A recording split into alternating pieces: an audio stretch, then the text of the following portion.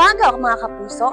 Narito tayo ngayon sa Rizal National High School upang interviewin ang isa nating kapuso tungkol sa kanyang opinyon patungkol sa impluwensya ng telebisyon sa wikang Pilipino.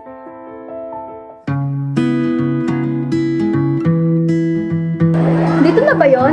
Ito na yun, no? Tao po.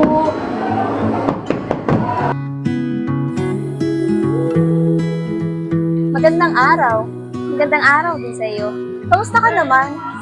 Ayos lang naman ako. Ikaw ba? Kamusta? Ayos lang din naman. Nanonood ka ba ng telebisyon? Oo. Kapag wala akong ginagawa or naboboring ako, ganyan.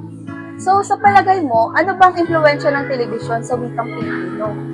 Sa aking palagay, dahil mas marami naman ang gumagamit ng telebisyon ngayon sa ating henerasyon, ang telebisyon ay nakatutulong sa pagpapalaganap ng wikang Pilipino dahil ito ay nagsisilbing paraan upang mas may parating ang wika sa mas malawak na madla.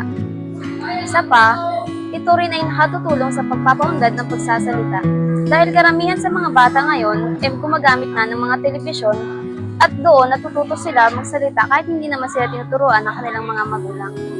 Yan lang yung kasagutan. Tama na, hal na to.